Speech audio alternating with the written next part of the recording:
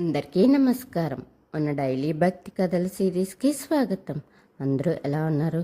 నేనైతే చాలా బాగున్నాను.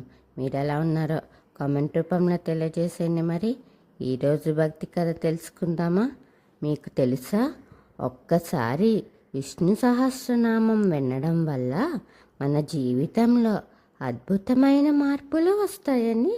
ఇది సాధారణ శ్లోకం కాదు, ఇది వేల పేర్లతో ఉన్న దైవశక్తి.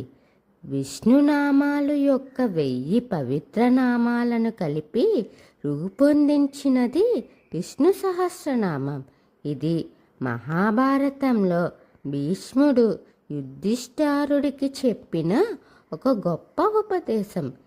ఈ నామాలను జపించడం వల్ల మనసుకు శాంతి వస్తుంది, పాపాలు తొలగిపోతాయి, భయం తగ్గుతుంది, ఐశ్వర్యం పెరుగుతుంది. ప్రతి నామం ఒక శక్తి, ప్రతి పదం ఒక దివ్య ఆశీర్వాదం.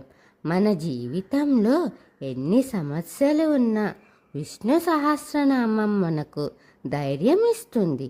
ఇది కేవలం జపం కాదు, ఇది మనసును పవిత్రం చేసి ఒక దైవ మార్గం. రోజుకు ఒకసారైనా వినడం లేదా జపించడం వల్ల మన జీవితం మారుతుంది. మీరు కూడా ఈ రోజు నుంచి విష్ణు సహస్రనామం వినడం ప్రారంభించండి. ఒక మంచి భక్తి కథ తెలుసుకున్నాం కదా. మరిన్ని కథల కోసం ఎదురు చూస్తూ ఉండండి.